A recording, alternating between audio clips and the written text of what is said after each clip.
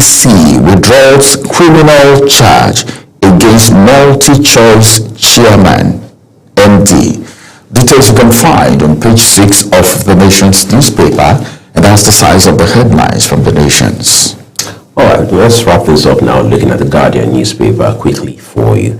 Above the nameplate, top right corner, a headline with a picture of President Trump, and it reads, alleged genocide, a congressman urges Trump to designate Nigeria country of particular concern. You'll find those details on news page 3 on the Guardian newspaper this morning. A new tax law exempts over 90% of Nigerians from payee, says Oyewole. That's from pay as you earn tax. Okay, that's coming from the chairman of the Tax Fiscal Reform Committee. All right. Senate seeks 10-year passport ban for Nigerians convicted abroad. All right.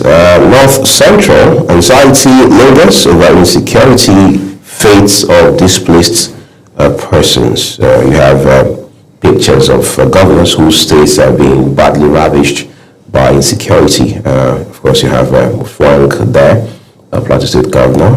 You have Reverend Father Hyacinth Ali of Benue State. You have Usman Ododo of Kogi. You have Razak of Kwara. Of course, you have Umar Bago of Niger State, and then Abdullahi Sule of Nasarawa. These are states where insecurity has held sway for a while, and hopefully the defense and intelligence community will run circles around this very nasty phenomenon as quickly as possible. Natasha returns to Senate after a 6-month suspension. Still feels like yesterday. Power generation offtake drop by 5% as discos lose 58 billion naira. 2027, Tinubu sheds political baggage as embattled Minister Naji resigns. It's interesting how Guardian puts it. Says it's a political baggage. All right, but we understand the president has accepted his resignation, thanking him for his service to Nigeria, as well as wishing him the best in his future endeavors. All right, NAERLS cost of feed production rose by 36% in 2025. Abbas Abia lawmaker clash over Nnamdi Kanu's health condition. Right, we understand there's a legislative conversation going on right now regarding the health of Nnamdi Kanu, the leader of the proscribed indigenous people of Biafra group. Well, those are details you can find on the Guardian newspaper today. Hopefully you read up every detail for yourself. This one, we call it a wrap on the newspaper segment. We'll take a quick break now. The rest of the program returns shortly.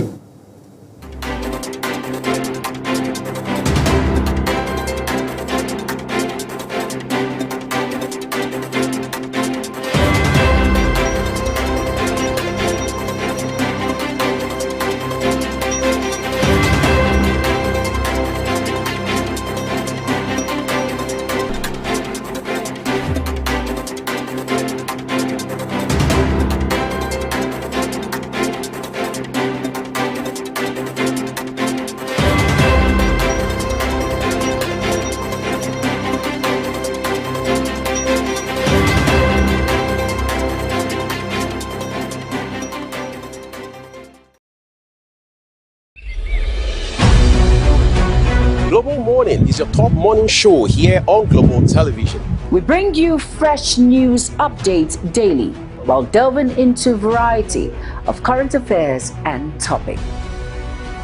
And at the same time, keeping you well informed about important events, both national and internationals. Global Morning serves as a valuable source of information, helping viewers like you start your day well informed.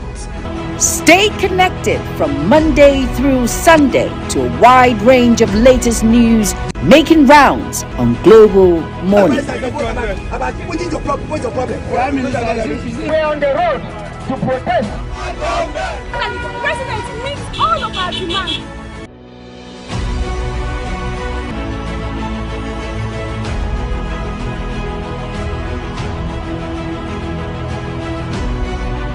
This is Global Morning.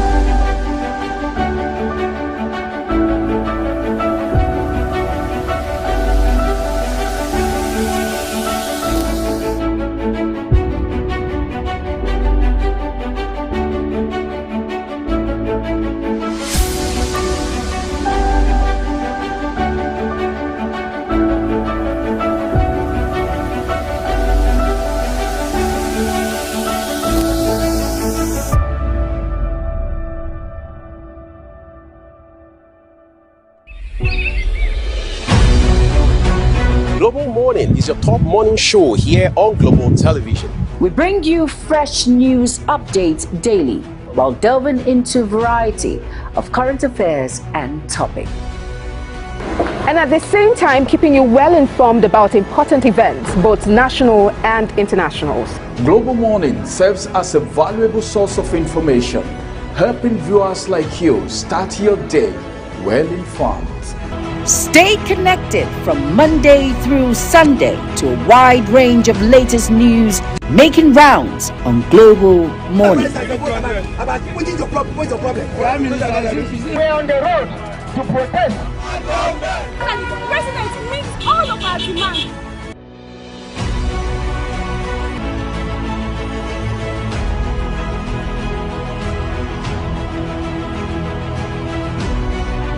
This is Global Morning.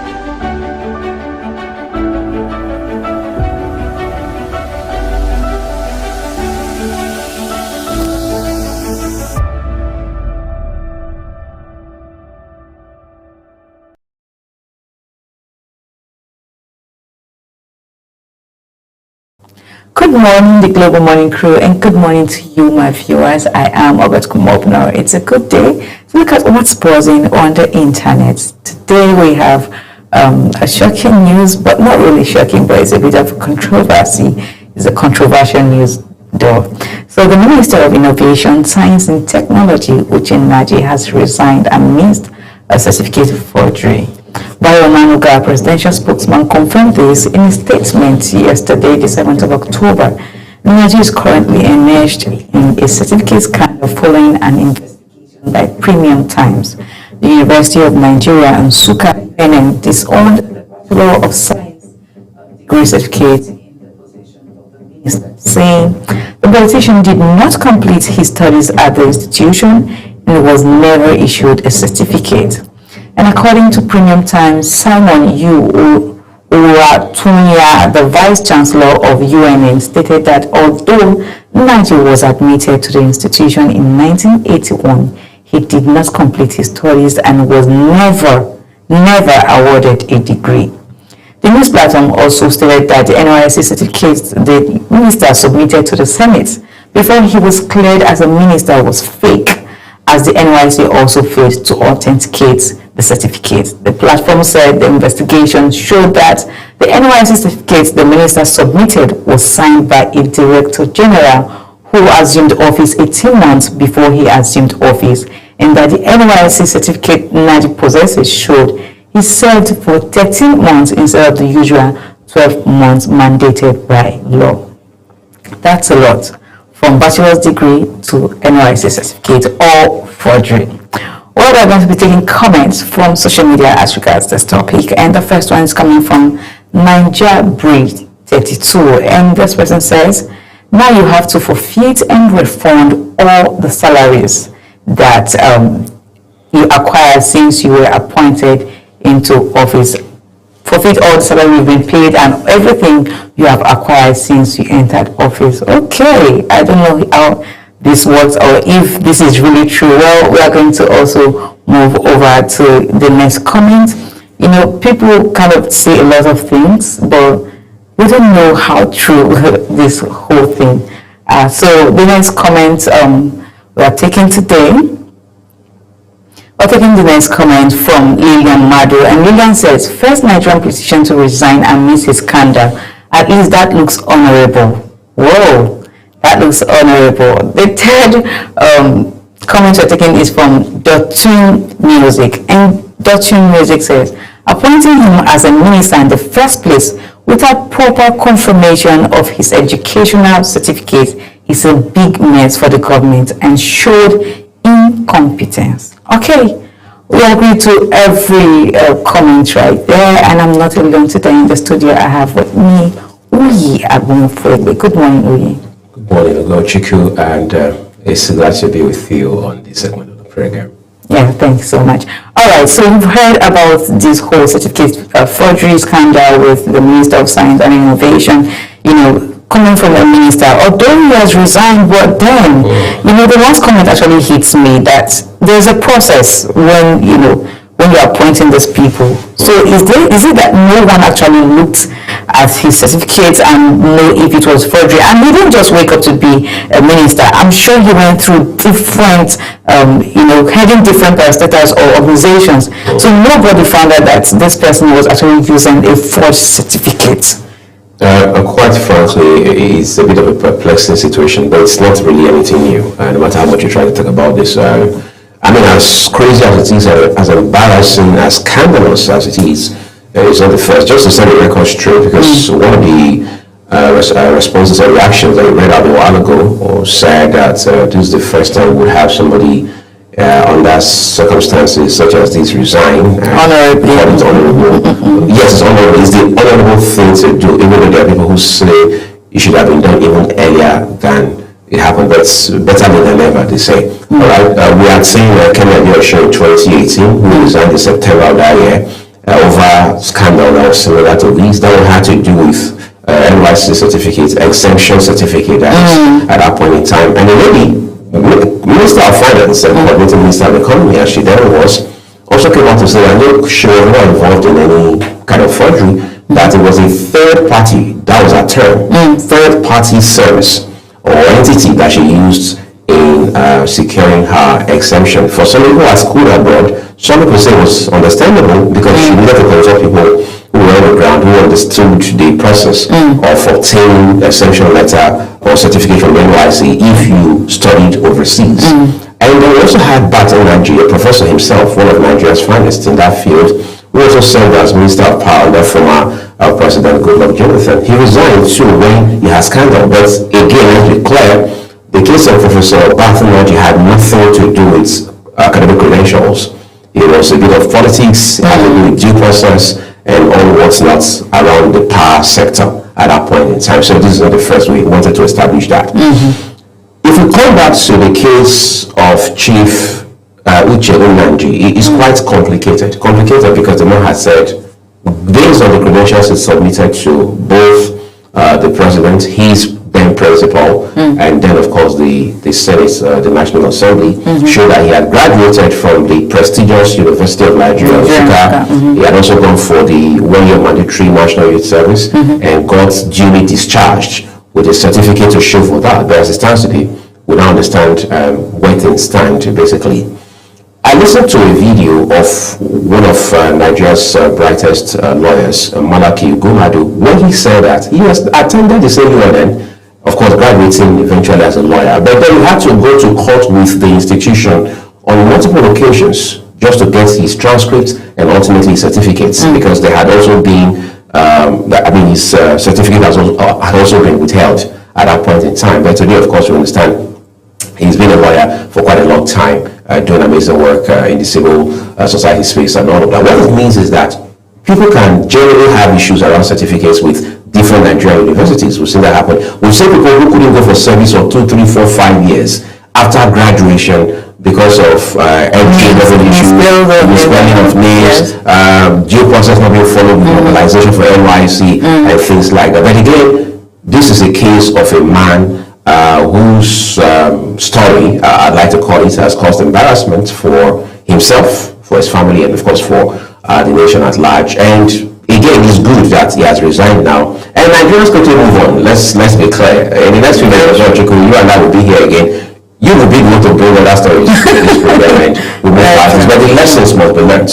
One, that we must learn to do due diligence, all right, beyond politics, because most times these are appointments that are based on recommendation from states, from political figures, from those who are considered, respected within political parties and things like that. And then the lesson for the rest of us to learn is that we must also understand that we have a responsibility as undergraduates to do our bits while we're in school, no matter what the challenges may be. And then for these institutions themselves, we must realize that university education is not prison sentence. Let's not make it look like people have to be working hard to want to be done serving time. They're not serving time. They are going through school. Because I was talking to a colleague a few days ago on the final note. I said, we seem to have a culture in Africa and indeed in Nigeria where there's this very weird belief. It's inherent and a bit subtle that if something is not difficult, if a process is not cumbersome, it's not worth it. You have to suffer to get something. So in the case of university degree, you hear lecturers telling you things like, I can't give you an A, no matter how sterling you are, because A is from my father, B is from my late grandfather, and C is from my wife, and things like that. It's demonic. Thank you so much, Uyi. I just like the way you highlighted all the lessons to be learned. You know, we've often seen these things come up with most of our political figures, politicians, top ones. You know, we've heard of, certificate forgeries. We can't even start calling names right now. But then, like they say, it is honorable to do the right thing. And if he has accepted that this is wrong, it might not really be his fault. It might be that he actually went through school. But then for his, for the VC to come out to say, oh, this person actually started but did not complete his term in school, like the 4 years wasn't completed, that means there's something wrong somewhere. But in all, we still appreciate that he accepted. And again, the president has accepted his resignation as the Minister of Science and Technology. Well, that's all we have for you today. Thank you so much once again, Uyi, for your contribution to today's topic on social buzz. I am Ogot Kumobono. To stay with us as Global Morning continues. Morning is your top morning show here on Global Television. We bring you fresh news updates daily while delving into a variety of current affairs and topics. And at the same time, keeping you well informed about important events, both national and internationals. Global Morning serves as a valuable source of information, helping viewers like you start your day well informed. Stay connected from Monday through Sunday to a wide range of latest news making rounds on Global Morning. We're on the road to protest. The president meets all of our demands.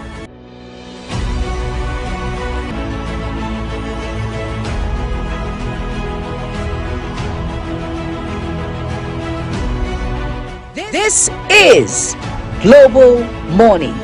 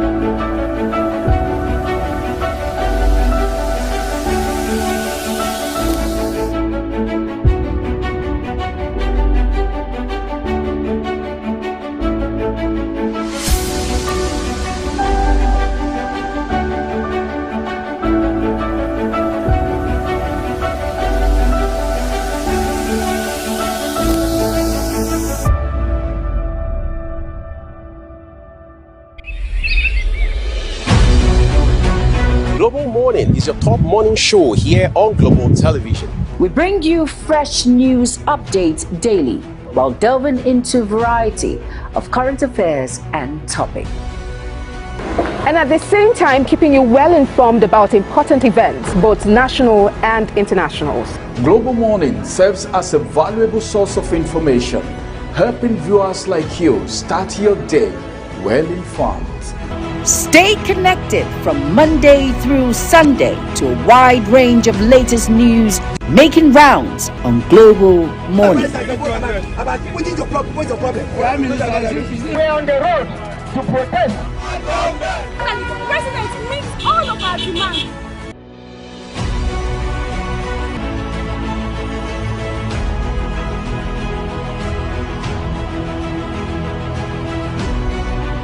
This is Global Morning.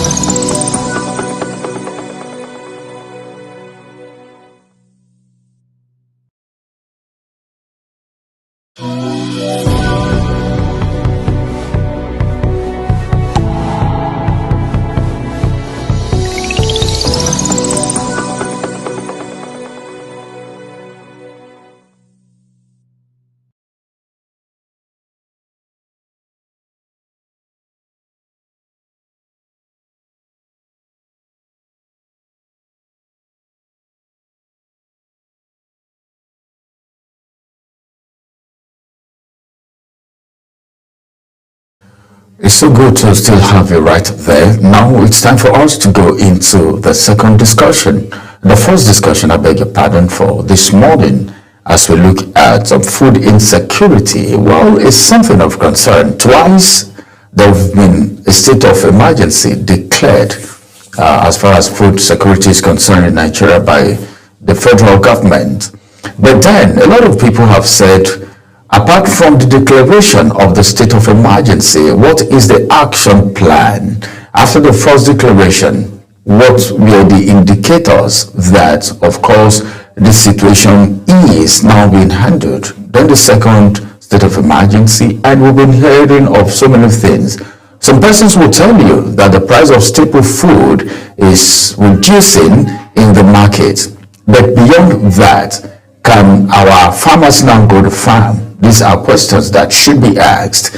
But then, what really informed this conversation this morning is the fact that yesterday, the Senate President of the Federal Republic of Nigeria, in the person of Godswill Akpabio, identified the fact that 33 million Nigerians are facing acute hunger. Now, it is one thing to be hungry, and it's another thing for people to be faced with what we call acute. When something is acute, it has already gotten to the extreme. Most times we hear our leaders talk about situations, biting situations, but then what action is being put in place? That will inform our conversation this morning, and today we'll be looking at food security as Akpabio urges urgent legislative action over rising hunger. And joining me on the conversation this morning is Global Television's political analyst, and of course he is also a security analyst. And one of the things that have actually brought us to where we are today is insecurity. And so good, we have a security expert and a political analyst joining us on the conversation. Good morning, Prof. It's good to have you join us on the conversation this morning. Good morning. The issue of food insecurity in Nigeria, this is not the first time we are hearing leaders show concern. What does this mean to you, owing to the fact that the Senate President have identified the fact that 33 million Nigerians are facing acute hunger? Thank you, viewers. The issue of food insecurity has been there for a very long time. Okay. Even at the period of the government of Jonathan to these days, it has been cut across the statement of the country and the society itself. But the issue is, I don't know where Akpabio got his data from. If you look at the data, it said 33 million Nigerians. I think it is, there are over 33 million Nigerians that are in the state of acute hunger. And going by the data we have been talking of food insecurity for a while, and I don't know why we are talking of only food insecurity without talking about the farmer security. Because the agencies, mostly the Office of the National Security Advisor, will be held responsible for this, because no security agencies have been trained on farmer security. And that is another bit of this citizen and human rights security. So because food security is under the umbrella of citizen and human rights security, these issues are not addressed because most of the people who are security administrators and managers are not adequately grounded on security issues. So we talk of only protective security, which is even the last segment of security.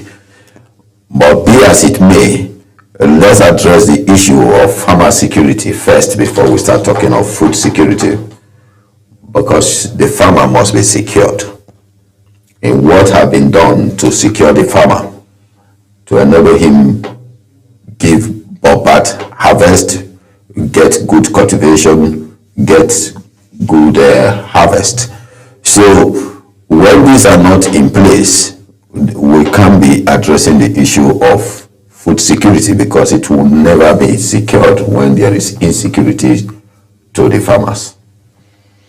So now what does it mean? Because a lot of people will say, well, the government are not concerned. But now we see the government being concerned about the situation, even though you said the statistic is not the way you see it, that is more than 33 million Nigerians that are being faced with acute hunger.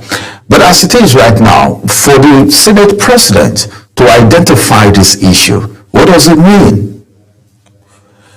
Well, I don't believe in talk shows. I believe in mastery actions plans.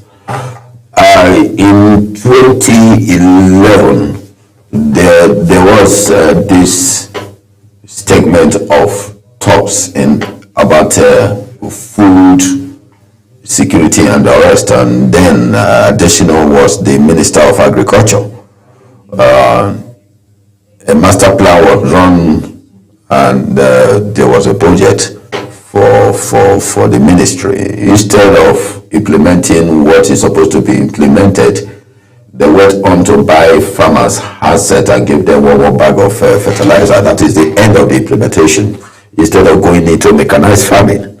So when you go through this process, you find out that there is something wrong somewhere that nobody wants to address.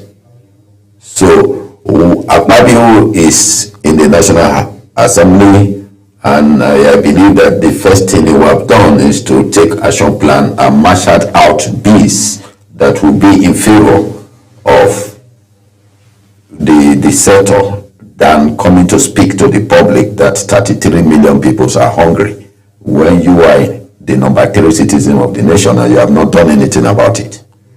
Yeah, but what he said yesterday, if I may quote him, he said, to every home affected by this disaster, insecurity, hunger, and hardship, we extend to them the hand of fellowship and prayer of comfort. We promise them that we shall not flinch from the duty of relief and redress for our people.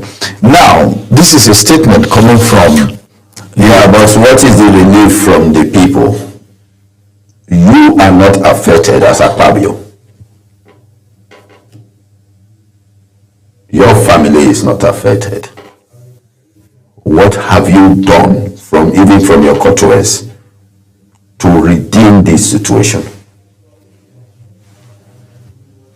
It's not coming to speak to the public to get applause, because you still need the public's vote in the next 1 year plus. But it's a problem known as solved. Identifying it, don't you think it's a big deal? This issue was identified a long time ago.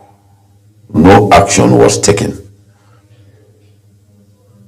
No action. Nobody reprimanded Adesina, who was the minister then, when the master plan was drawn to elevate Nigerians from what it was. So what master plan has been drawn now, after about 10 to 15 years. A master plan program is a program that you change after 5-10 years because of the dynamics of the nation. But now no action plan has been taken after that incident till today, over 10 years ago, almost 15 years ago. So what do you want people to do? Who have you placed to make another new master plan? Who are the professionals you have put in place? And again, we're just talking of food security. We have not even talked of the farmer security. So how many people are ready to take the bull by the horn and go to the farm when they know they are not safe? They may not come back.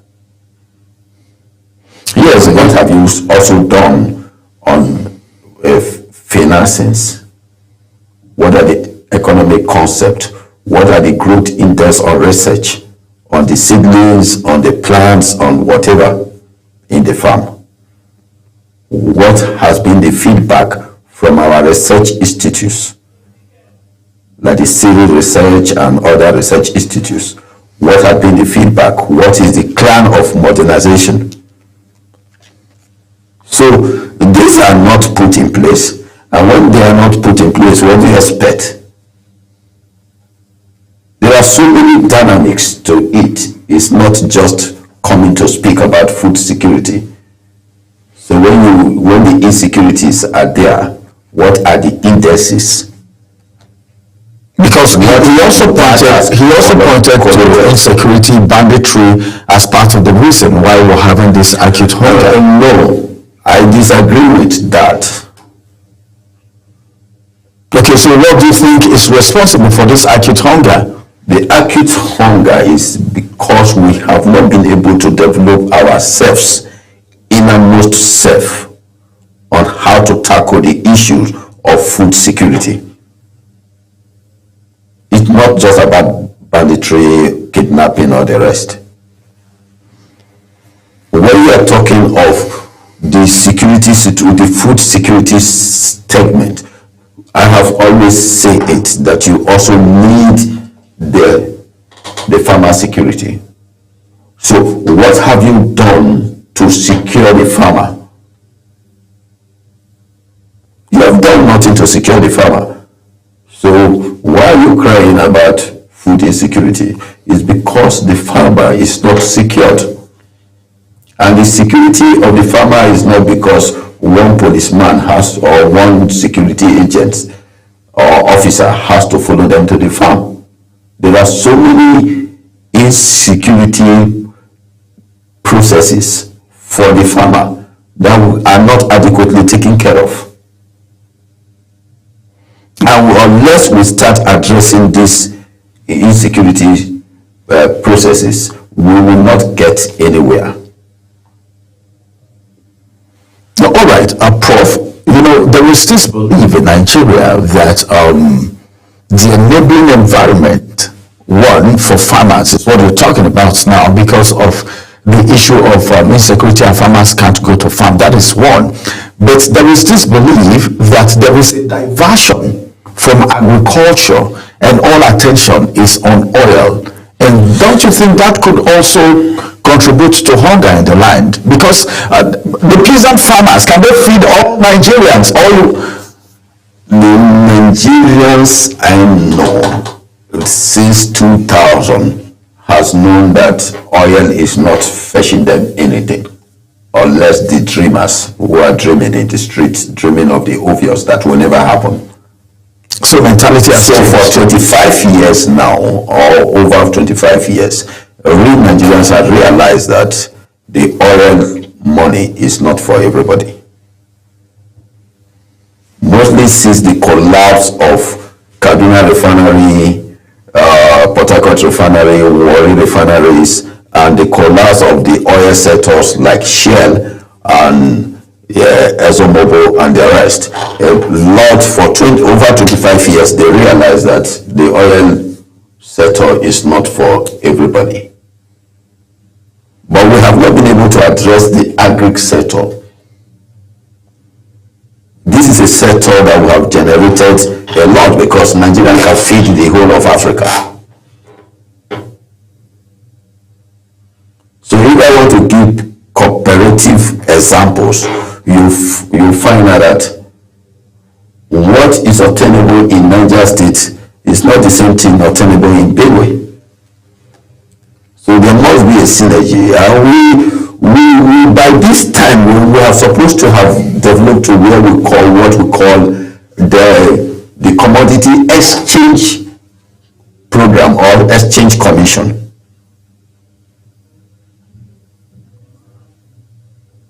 We have not, even in Lagos State, you will just say Lagos State is a water-logged area. You cannot farm in Lagos State, but you don't forget that we have what we call aquatic agriculture. But how many of Nigerians have that I don't know how to do it. That we are not protecting. We have no system here that guides us. You go back to meet, I'm just talking about farmer security here now. Go to any of the security agencies and start talking of farmer security. You just think that you need an officer to escort you to the farm. Because they are not trained on it. And so what you are not trained on, you are a novice to it. The colonial masters give us and educate us on what we call protective security, without knowing what you are protecting. I've made examples several times. If anything is taken out of this studio now, the first person to be arrested by the Nigerian security agents will be the security man at the gate, who actually don't know what is in this studio. So we are supposed to train our security men on what is an aspect called farmer security. And farmer security is very, very vast. All right. But as it is right now, okay, a lot of people believe that there is some form of stability in the prices of staple food in the market. Don't you think that in a way, right, could reduce this acute hunger? There is something we are missing here. We are talking of acute hunger affecting millions of Nigerians. We are talking of also the price index. And if you are talking of price index, we are in the harvest period. So how many silos, how many storage facilities, how many freezing facilities do we have in Nigeria that will control the price to the next harvest season? So what we are just observing is the price fall now is because we are in harvest season.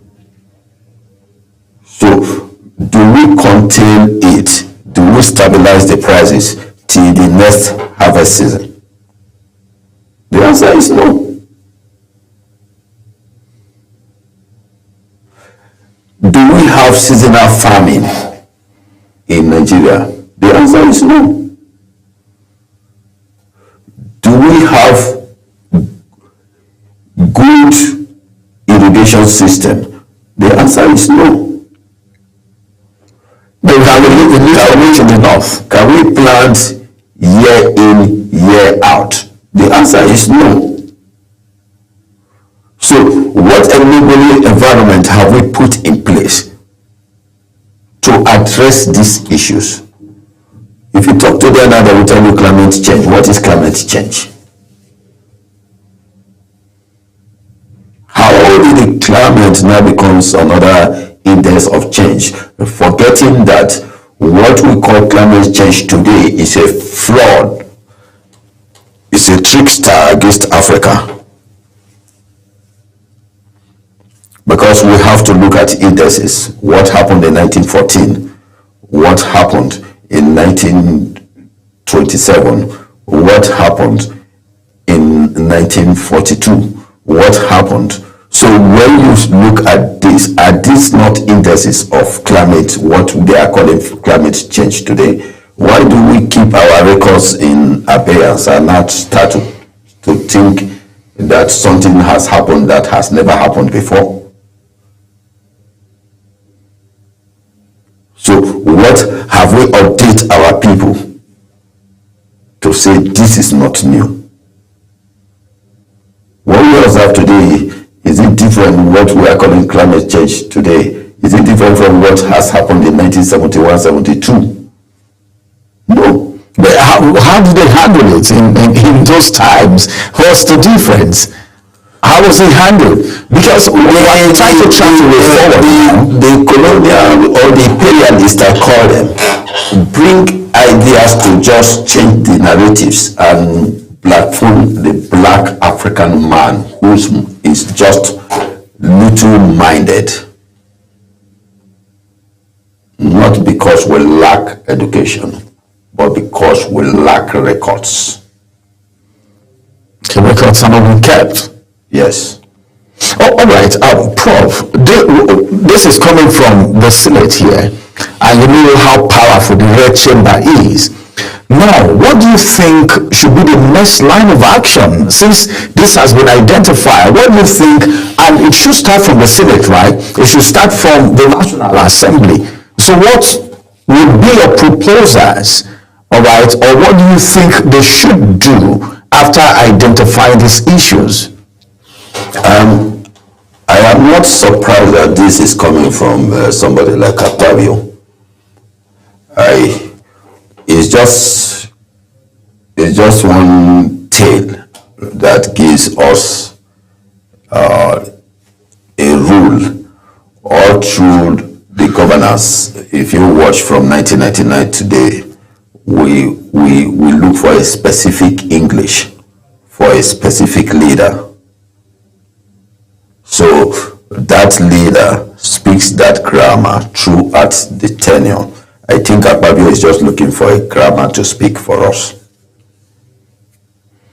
But now, as it is, you know, every constituency have a representative at the Senate. Now, what do you think should be done? Because he spoke this, just resuming the plenary, and he identified this as an issue. And in his address, yesterday, he had to put it out to the people. So what is expected? Forget about his intention now of the grammar or whatever. But what in a same environment, people who have Nigerians that have, because of course they are representing constituency, representing the people. What do you think they should start doing from now? Because constituency projects will surely be released, if not released already. Maybe you don't understand what we call in security crisis management and conflict resolutions. Akpabio is coming out of crisis, and to dial this situation is to remove our minds from what has happened and bring up one grammar of hunger. What crisis are you talking about? Natasha and himself. We have to bury that, and the only way to bury it is to address the plenary on the issue of hunger. Is it today identified that 33 million Nigerians are in? So you mean all of that is just to make people know that Natasha has come? We have to kill the issue of Natasha immediately. Nigerians have to forget about the issue between him and Natasha, and we have to bring the issue of hunger against 33 million Nigerians. So when did he discover that 33 million Nigerians are hungry?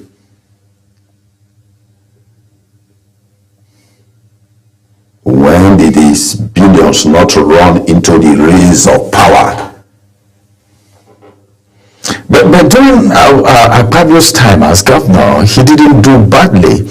Now he's in the Senate, and some persons are saying he's not doing badly too, still in his constituency. So I feel that message and this issue now, the members, okay, other senators are supposed to pick it up and run with it. What do you think? Apart from Akpabio now, let me address something. You just said when he was a governor in the state, he never did badly. According to people from that axis, I'm not what were the economic development indices? Is Akwa Ibom not depending on the Federation account every month up to today? Have they excluded themselves to say we have our sovereignty? We have decided to live as Akwa Ibom. Economic. No state in Nigeria have done that. Including Lagos State. So, if that is the case, means that the performance index were welcome and cowed by the people depending on what he was receiving from the Federation and account and what was the internal generated revenue of the state. So, can Akwa Ibom today boast to say they generate 10 to 100 billion monthly as internal generated revenue? Is any state in Nigeria generating as much as that? I think I don't want to know whether they generate as much as that, but that is what I expected. There is no state in Nigeria that is not supposed to generate at least worst scenario 200 billion. Every state on their own internally generated revenue. How possible could that be? Educate the public. If you cannot generate that, that means you are actually economically backward. So you planted the seed of what? You planted the seed of hunger that you are advocating for in the National Assembly today. But progress, as Akwa Ibom State that I know, it would have been difficult for an indigene, let me not say citizen, an indigene of Akwa Ibom to come to Abuja looking for anything whatsoever, unless when it is necessary. In fact, we have overcrowded Abuja because majority of us has no reason to be in Abuja if our states are working. But there is this clamor. Well, that's true. But then you talked about generating as much as 100, did you say 100 billion also, or 200 billion by every state? Yes. Now, we're not talking about Port Harcourt, we're not talking about Lagos. We're not talking about, honest, I'm even using the poorest state. Okay, you're using the poorest state. That's the bottom. So which are the poorest states in Nigeria? I don't want to mention states so that it will not be as if one is just being insultive or just want to point fingers. But from valuable indices, every state in Nigeria when we are discussing now, okay, this is a national television and people are watching us from different countries of the world right now, and somebody may be learning as we speak right now because we are educating and we are informing people. Now, how do you think this can be possible in states in Nigeria that some are just civil service states, some have some natural resources, different natural resources in different states? How possible do you think generating this humongous amount is possible? It's not a bogus amount. Let me use some description. For example, I believe let me not use my state so that people will not say I want to use my state. But let me use a state like Kogi. If the governor of Kogi State and the government of Kogi State cannot generate 550 billion annually, then the governor is supposed to excuse himself and go away.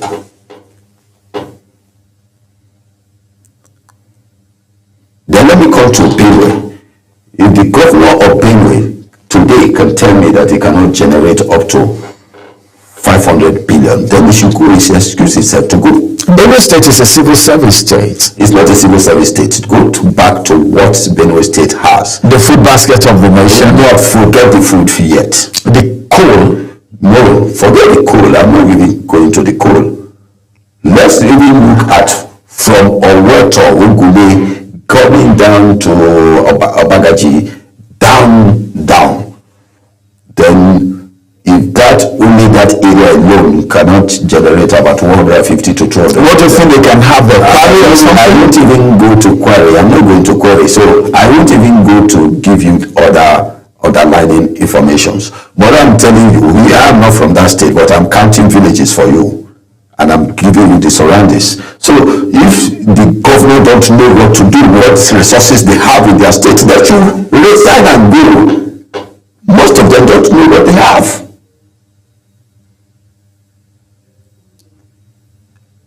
I've crossed all local governments in Nigeria, 774 local governments. I've crossed the whole states in Nigeria. I know what they have. I know the potentials of Nigerians. We shouldn't be voting people who don't know their state, who don't even know their country, and don't know the potentials they have. Is there any way their attention can be drawn to this? Because remember, Prof, I have made presentations for governors and they will tell you that they have only 4 or 5 years or 8 years to do. So they don't want to go into making a living long-term businesses. Is not the businesses they call that for. But don't you think they proposal to COA? Let me mention it when he was the governor of Delta State, yeah? And Delta alone can generate over 3 trillion. 3 trillion, not even billion, yes. Open proposal, but giving them all the presentations, and all I know, he turned it down. But don't you think it's possible for not turning it down because the project was not, it was self-financing, it was not even asking for the state government to bring any contribution. So in your own opinion, why do you think a governor should turn down such an offer? Is it also because of their tenants? He did. That would have benefited the people of Delta State. They don't care about the benefit. The problem the political class in Nigeria has is the fear of fiat. But in a situation like that, maybe someone from Delta State may not even have an idea of what you're saying now, that something like this happened during Okowa's time. Now, what do you think the Nigerians, we're talking about Nigerians because it is 33 million Nigerians that has been identified as facing acute hunger by the Senate president, even though you say there are more. Yeah, there are more, but then what do you think the people can do in a situation like this? Because we are not holding the so-called leaders accountable for their deeds. But a lot of people will tell you they've tried and they didn't succeed. Because when you're in power, there seems to be this immunity and there is this control. Yeah, immunity that is given. This is the only country I've seen that immunity is granted overly on such set a class of people. Immunity is supposed to be granted to people based on your clandestines that has to do with maybe civil rules, not criminal rules. But Prof, this discussion is getting interesting now. A lot of people, because if you said you've submitted proposals to some governors in this country and their only excuse is, I have just 4 years, I don't know if I'm even returning and all of that. What happened to the place of continuity of projects that would benefit the people? They benefit, I said, because of fear of fiat. I'm the leader, I'm an oppressor. If I allow Ralston to become bring up his idea, and that ideas will fetch Ralston some billions or some multi-millions, Ralston may take over from me tomorrow. So it's because of fear of fiat. I've been to a place where they don't know me, and somebody came with a certain vehicle, a young man, and another elected person was already asking, how can this young man be driving this car? What is his possession? Where is he staying? What is he doing? What is in his bank account? And by the time they peruse the young man, they find out that he has some chunk of money in his account. He was frustrated almost to death here because they think that he wants to vie for political position. These are the things we are talking of, nothing more. Okay, as it is right now, so many things are happening. You're a security consultant, all right? This situation, is it tied to just security alone? Because the first thing that will come to the mind of any Nigerian, if you talk about food security, state of emergency and all of that, like even Akpabio himself identified banditry, kidnapping, and of course terrorism as the root cause of the acute hunger. Are you of the same school of thought as a security analyst? No, I don't think so. There is more to the farmer security than banditry, kidnapping, and terrorism.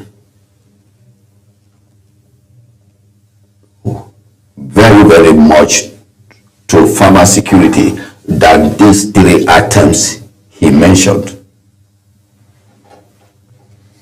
You understand me? So when you look at these three items mentioned, you understand me?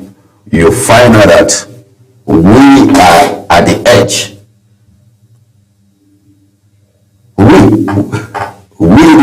The common man, are the one going through the suffering. Not people like Akpabio. I don't think Akpabio has less than 1,000 bags of rice in his house. So it is we, the common man. Less than 1,000 bags of rice. When some Nigerians are just looking for, what do they call it? One bowl of rice. One bowl of rice. Are you sure of that? What will he be doing with it? Who will eat it? He will tell you that he's going to give it to the people of his countries. 1,000 bags of rice. All right. Okay. Prof, this issue is becoming worrisome, and this is the reason why I'm saying so. A lot of people are malnourished. All right. A lot of people are even losing their lives. A lot of people are falling ill, and there is no money even to treat themselves. And the aftermath of situations like that. All of these are compounded results, effects, and impacts, implications of this acute hunger that we are talking about right here. How would you describe the government's attitude to this acute hunger from your own perspective? Are we going to see light at the end of the tunnel anytime soon? The way we are going, let's be very frank to ourselves. The way we are going today, I'm not seeing the light coming so soon. Because there are some priority areas. First of all, we have to go back to the drawing board. Repeal the notion of our security being just protective security, and come back to the direction where security is taken from citizen and human rights security, business and economic security, political security, environmental security, industrial security, productive security, security and the press, security engineering, till we get to protective security. That is the dynamics. We did not start from elementary. We are going to a postgraduate class. How? That is where the falling is. And we are always appointing people who are not specialists in areas of discussion, on basic areas, on instructive areas. So that is where we have the problem, and that is where it's lacking. All right. It's not like when somebody called me and told me, he told me that the Minister of Innovation, Science and Technology has resigned because of forgery. Certificate forgery, yeah. Is that not a good step to make? And somebody called me from American, and I was just laughing. He said, "Why are you laughing?" I said, "Well, if I were the young man, I would resign." But in an advanced... No. There are other scandals that make people resign in advanced nations. Before he was given a ministerial position, he was screened. All right, I think that's where we peg it right here. Time is up. That's where we peg it. You just hit the hammer, because I was also thinking about it. Did these people go through the screening processes, or it was just take a bow and security screening? All right. And the National Assembly passed it on. So why should I resign? Oh, okay. Thank you very much, Prof, for joining us on the conversation today. It has been a very wonderful one. Thank you for joining us on the conversation. Thank you very much. All right, as it is right now, well, the issue of security in Nigeria cannot be overemphasized. Why did I say that? Food insecurity is something that it's obvious. You don't even need to say it before everyone knows that there is hunger in the land. But when the hunger becomes an acute one, there is a problem. Identification is one thing, then action taken, and of course plans is another thing. This is the size of the first conversation. The second conversation on Global Morning will come to you after this break. Stay with us.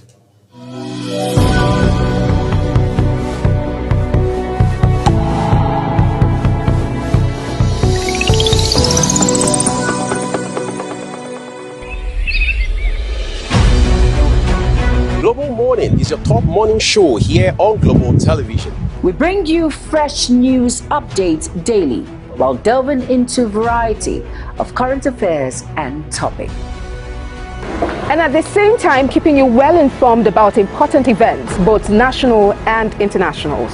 Global Morning serves as a valuable source of information, helping viewers like you start your day well informed. Stay connected from Monday through Sunday to a wide range of latest news making rounds on Global Morning. What is your problem? What's your problem? We're on the road to protest. The president meets all of our demands.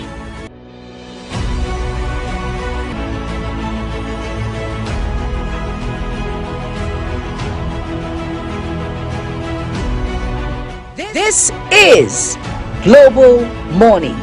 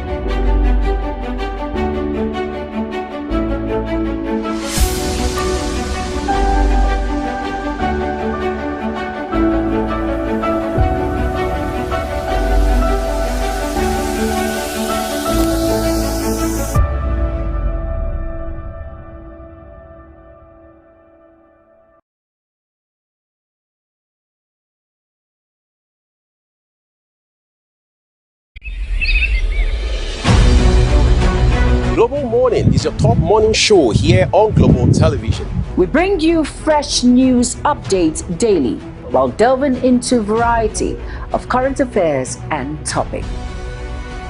And at the same time, keeping you well informed about important events, both national and internationals. Global Morning serves as a valuable source of information, helping viewers like you start your day well informed. Stay connected from Monday through Sunday to a wide range of latest news making rounds on Global Morning. What is your problem? What's your problem? We're on the road to protest. The president meets all of our demands.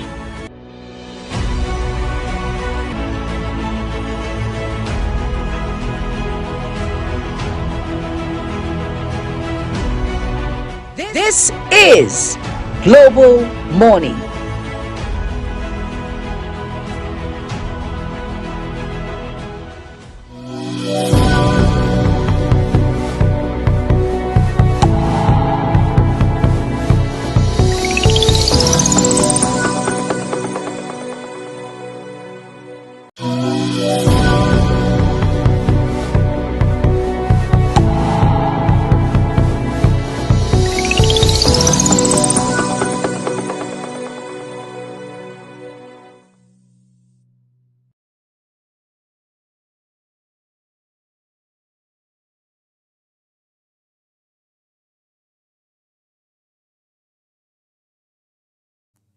Let's get right on the second conversation this morning, everyone.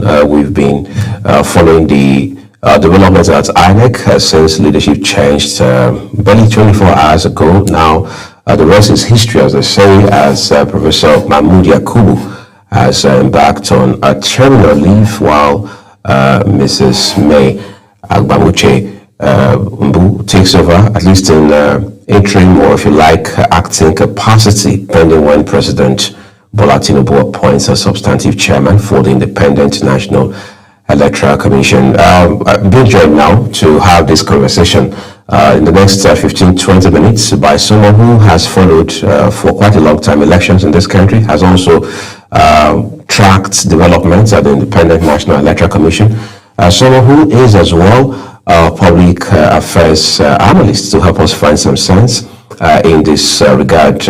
Austin Aigbe, I want to say a big thank you to you for joining us virtually on the program this morning.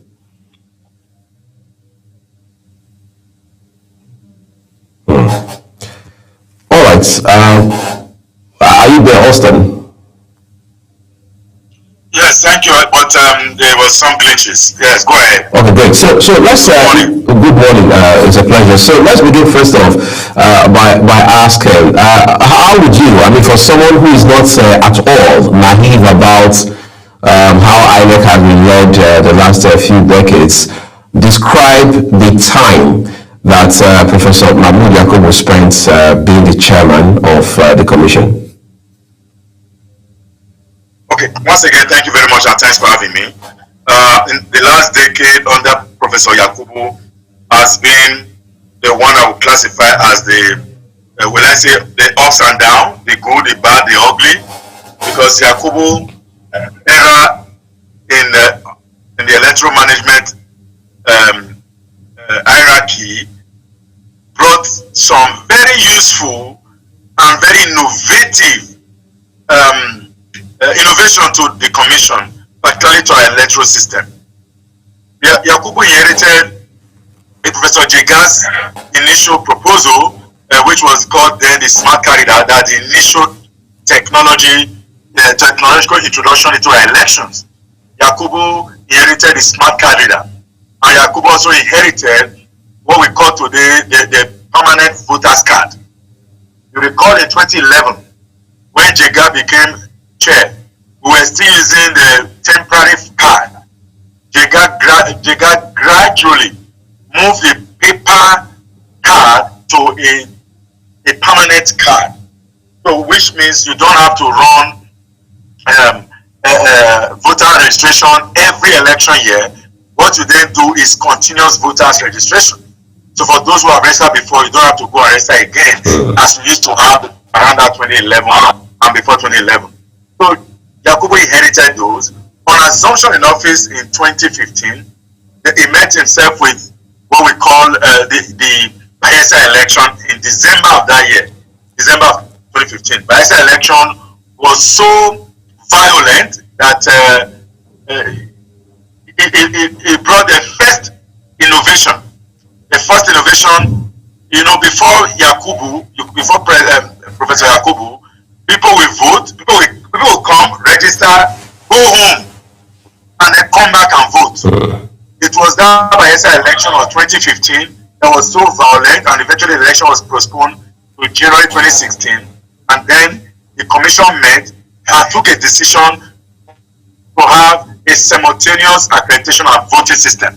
That was a very good one because it reduced the number of people it enhances the voting culture for people who usually will come in to accredit and then don't return to vote.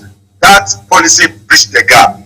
And of course, as we headed up towards yesterday when it banned out, they introduced the BVAS, the bimodal voter accreditation system, a device that literally eradicated manipulation of voters in a way that voters who do not go through the accreditation process electronically were unable to vote. That was an innovation in our process, which of course began with the smart card reader with Professor Jega, but the BVAS was an improved system because the BVAS and smart machine can be used to do voter registration, voter accreditation, and in the future that same device can be used to have voting machine as it were. So Professor Yakubu conducted very remarkable elections. Of course, the 2019 election, which goes to his name, several of those off-cycle gubernatorial elections, very importantly the Ekiti, in fact, beginning Edo of 2016, Ondo of 2016, then general election of 2019, and up to the 2023 election. That's probably where the ugly side of Yakubu began to resonate. Today, one of the most renowned comic relief in our judicial or electoral system is that if you don't agree, you do what? Go to court. You go to court. Right. That was a statement that people begin to use as comic relief, which was made by Yakubu himself at the 2023 election announcement process. So that comment made him look as if he was siding with the APC, who of course there was an opposition candidate, opposition party agent, who was trying to ask certain questions, and talking about Delo Melaye, and the chairman told him, if you don't agree, you go to court. You expect that statement should not come from a chair, because there were issues around uploading of result sheets on the IRF, which the INEC did promote, and Professor Yakubu did mention a number of times. On election day, he backtracked on the INEC proposal. So that till tomorrow, people just literally forgot all the other good things he has done because of the error, or what we can call it error, or the commentaries or the actions of the 2023 elections. Quite interesting. The man has taken a bow now after 10 years. That's quite a long time to have served in that capacity. But you have just been able to show us, for want of better words, two sides of a coin to the person of now former chairman of the Independent National Electoral Commission, Professor Mahmood Yakubu. Let's talk about his legacy and the implications. I mean, you can't have someone, for example, who has brought so much of innovation, all right, and then of course they've also, like you called it, there's also been the ugly side of him. You can't have all of that together and expect it will have some sort of rub-off on the commission beyond him. Talk to our viewers this morning on the show. What implications will be for INEC going forward? Thank you. Thank you very much. Can you hear me? Yeah, very well. Hello, can you hear me? I can hear you all right. Yes, go ahead, Mr. Aigbe. Okay, fantastic. So let me tell you one of the things that INEC staff faced. Maybe that will give you a picture of what INEC look like today. After the 2023 presidential election, many staffers of INEC had issues around their community. Some were even threatened. People that didn't know anything about the election, that didn't announce results, could not go home for 2 weeks because their community were waiting for them. They thought they were all part of the processes of go to court. That was the reality of the 2023 post-presidential election. However, today, the trust deficit, the trust that INEC used to have, particularly after the 2022 Ekiti and Osun election, where civil society and, in fact, majority of stakeholders in the electoral system gave INEC a thumb up to say that this is how to go. In those elections, particularly the Osun election, the beavers improved significantly compared to the FCT election, FCT Rakaso election, where the beavers did misbehave, where it took an average of 10 minutes, 8 to 10 minutes for a voter to be accredited. But fast forward to Ekiti and Osun of that same year of 2022, INEC had improved the sensitivity and the speed of the smart card of the beavers. Particularly in Osun election, the beavers had improved significantly. That it took less than a minute in many areas for voters to go through the accreditation process. That was significant. And beyond that, the IRF in that Osun election worked perfectly. Before midnight of the day of election, more than 98% of the polling unit had uploaded their from ECAT, that's the result sheet, on the IRF. More than 98%. So fast forward to 2023 election, where you expect that would have increased confidence. Again, it was the Osun Ekiti and Osun election that improved the confidence of voters going into the 2023 February elections. But what killed majority of the zeal of Nigerians, particularly of voters, was that glitches that eroded that IRF, that the IRF has been failed. Maybe the website of INEC had been hacked. There was glitches, even though INEC never agreed that their website were hacked, but they talked about glitches. The question would be, what is glitches? And glitches continue to be a diction in our political and electoral conversation. But what is glitches? The same INEC that spends so much money, in over 302 billion cumulatively for the conduct of that election. I'm not saying that the money was just for the year 2023. It was a cumulative budgetary process of 302 billion naira for the elections. So what that means is that for glitches to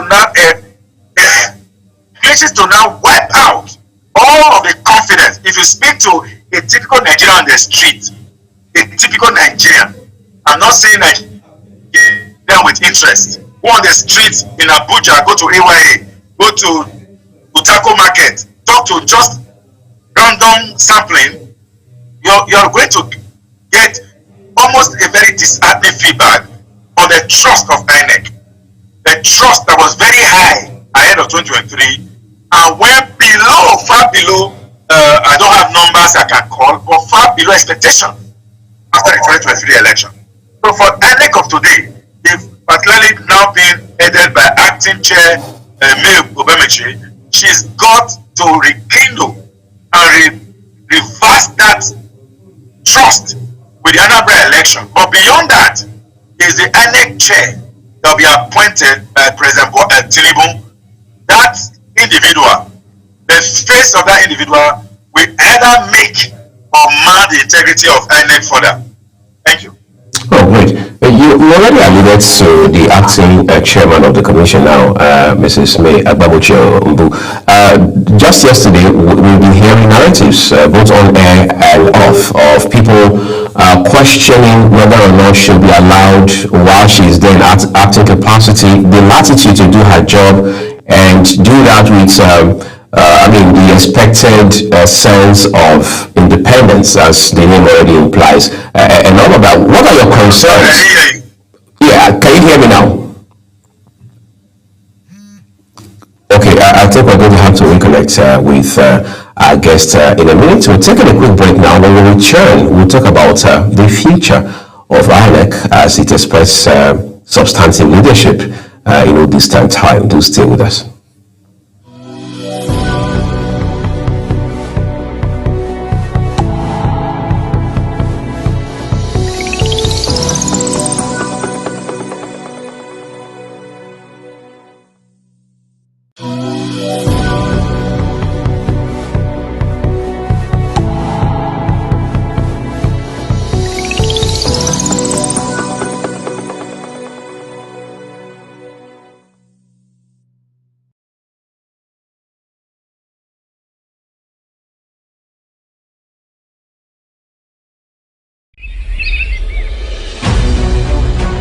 Global Morning is your top morning show here on Global Television.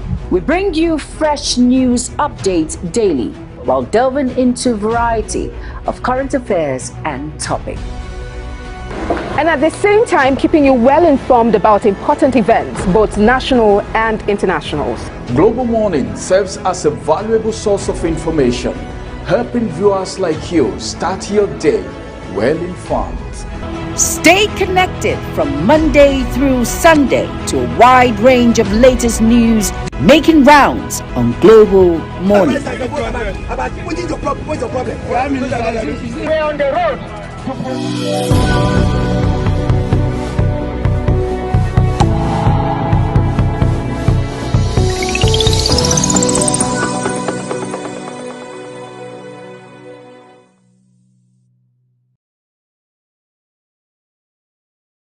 All right, so let's quickly wrap it up now on this conversation with my guest, Austin Ivory. So, Austin, I was just going to ask you, I mean, when you look at the new leadership, I mean, even though it's in interim capacity, what are some concerns you have regarding the work, the volume of work now on the shoulders of Mrs. Agbamu-Chiembu? Well, thank you. There is no volume of work on her shoulder.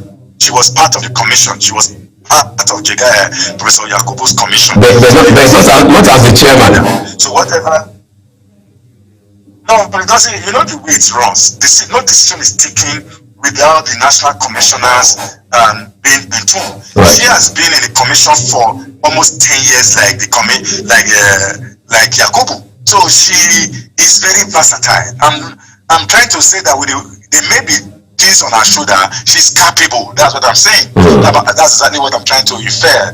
That every decision that the commission has ever taken, she was part of it. When we talk about Yakubu's legacies of Bivas and Co., you cannot say that without the commissioners who served with him, including Mayor Bemoche, including Amina Zakaria of those days.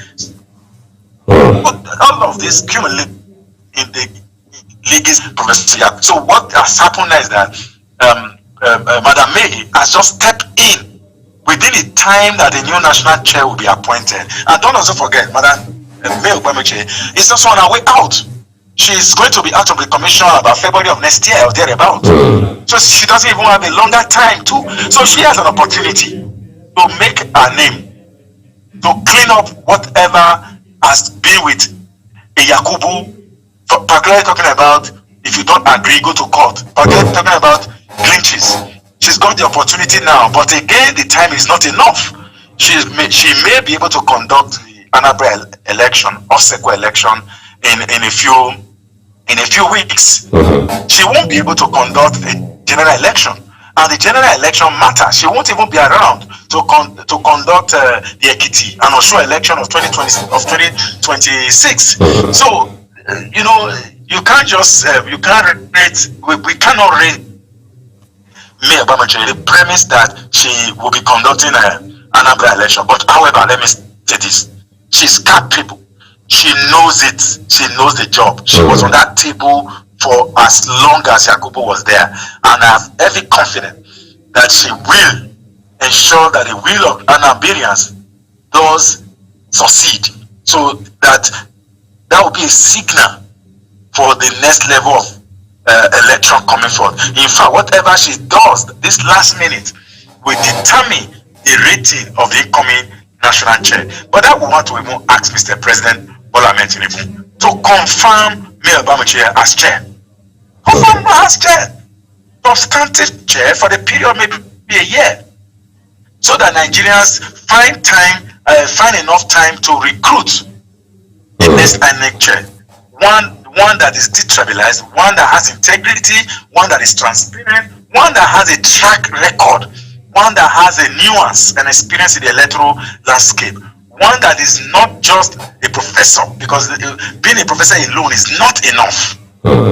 It requires technical competence, it requires capacity, it requires knowledge of the job. And knowledge of the job, electoral management is not just teaching in a classroom like every professor does.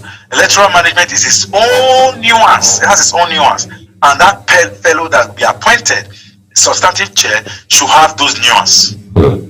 All right. Thank you so very much for this concise but very incisive points you made, Austin Igbe, on the program this morning. We do wish you the best of the day.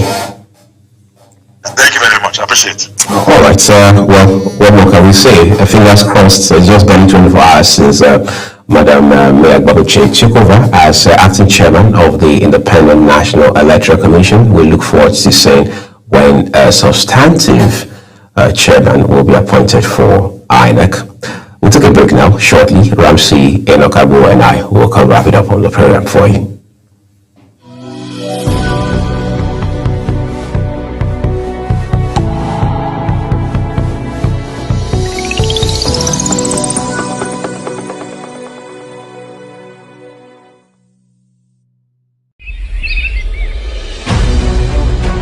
Global Morning is your top morning show here on Global Television. We bring you fresh news updates daily while delving into a variety of current affairs and topics. And at the same time, keeping you well informed about important events, both national and international. Global Morning serves as a valuable source of information, helping viewers like you start your day well informed. Stay connected from Monday through Sunday to a wide range of latest news making rounds on Global Morning. What is your problem? What's your problem? We're on the road to protest. The president meets all of our demands.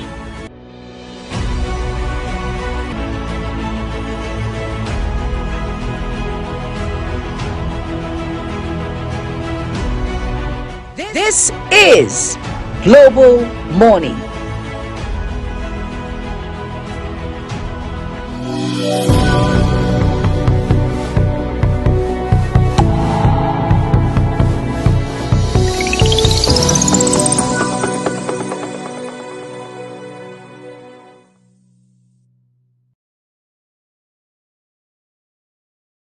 No doubt the INEC conversation will be a front burner issue for the next couple of days, at least, of course, including talks around when President Bola Tinubu will be appointing substantive chairman for the Independent National Electoral Commission. So, Ramsey, what goes around comes around. Whatever has a beginning has an end. Isn't that what they say? That's it. Even though some person said, that quitting came as a shock to some of them, those of them that were at the meeting yesterday, some of the staffs. I never saw it coming, but it has happened. We need to have a new chairman. Of course, this is 2027 coming with very serious speed here. Right. All right, that's what we're leaving it on the program, everyone, this morning. We thank you as usual for watching. Remember that the views of our guests on all our programs, including here on Global Morning, their views and the newspaper headlines that we bring to you are just as published by the respective publishers. Global Television or the team here on Global Morning does not in any way contribute to those contents. This is your audit, and I'm Enoch Abu. And I'm Lily Agmofrebe again. Enjoy the rest of your day.